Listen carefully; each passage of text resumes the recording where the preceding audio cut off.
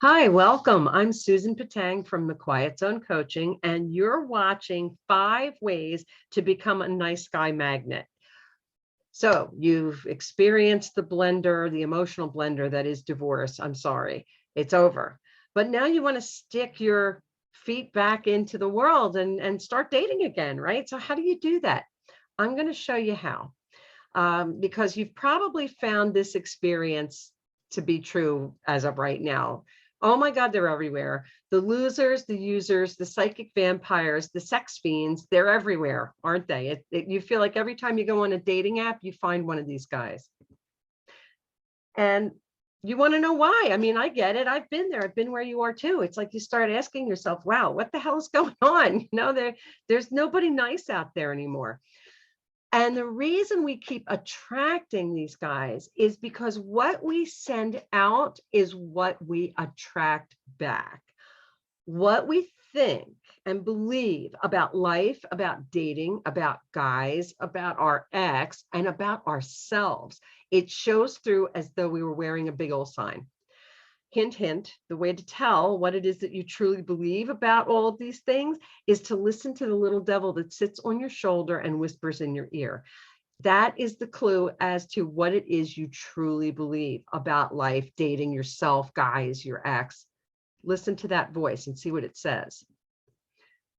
And I know you probably never thought about it, but negative thinking attracts negative people.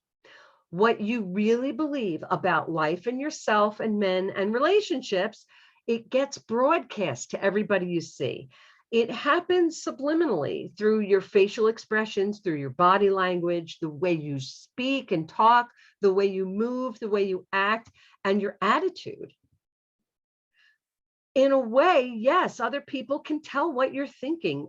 It's called social intelligence, and you are broadcasting the way that you feel. For example, if you feel that you really need to have somebody in your life, you are so lonely that you just can't stand it, and you really need to feel like you have somebody to be with, okay?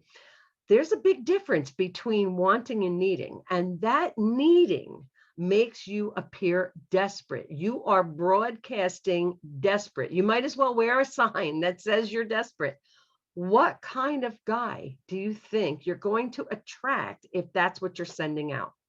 Hint, hint, psychic vampires and users. They're going to think that you're the best thing since cream cheese.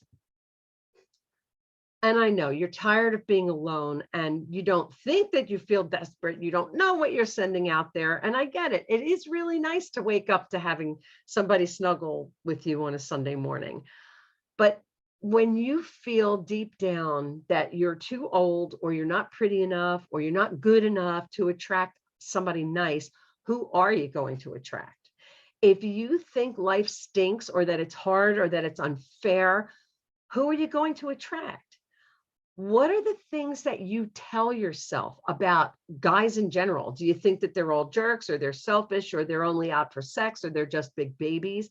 And if so, do you think you're going to attract a nice guy if that's what you really believe? And I know it seems like I'm set in my ways, I'm not a kid anymore. Am I going to really be able to change what I believe about life? And I'm here to tell you, yes, you can change that. You can fix it. I help women do this every day, and I did it myself. For years, I was a doormat. I had my goodwill abused. I didn't think that I was worthy or good enough to have a nice guy. I thought, you know what, I'm just going to take what I can get because I was too desperate and I needed to have somebody in my life. I finally put on my big girl panties and I realized that it wasn't the rest of the world that kept me from attracting the perfect guy for me. It was my own attitude, my own belief system. So here's what you have to do.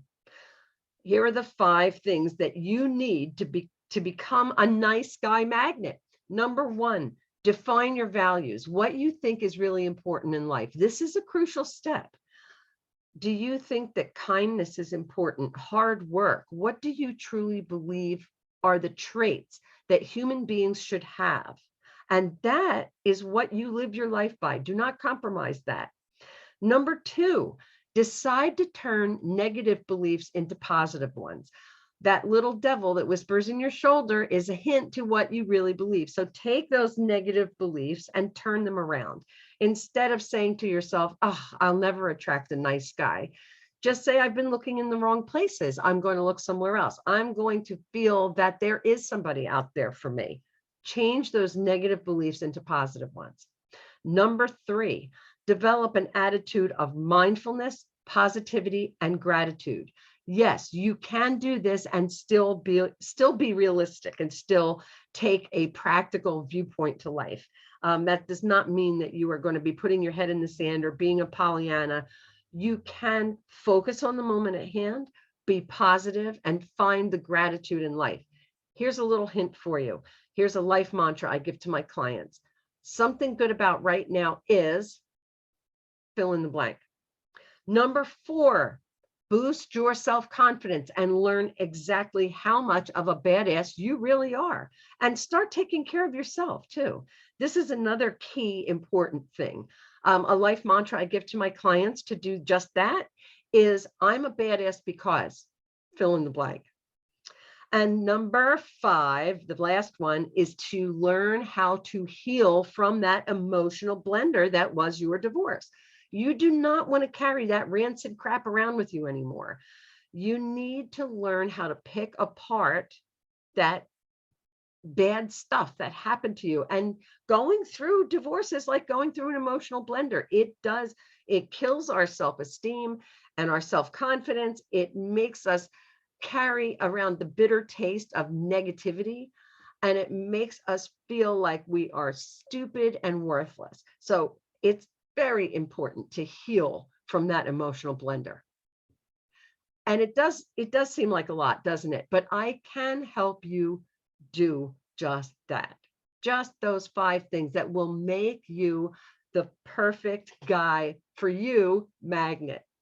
Here's the first step. So you want to go to https and those little symbols there, thequietzonecalendar.as.me.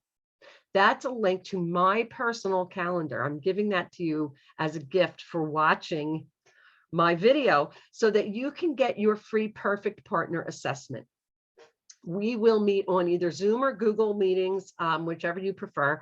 And we will talk about the 3 biggest things that you're doing to sabotage your love life, what those beliefs are, what that little devil on your shoulder is saying, and the number 1 thing that you can start doing right now to find the perfect partner for you. Now, I've heard this from a lot of people. I can't afford coaching. It's too expensive. I don't know if I have the time for this. I don't know if I want to invest. Don't worry.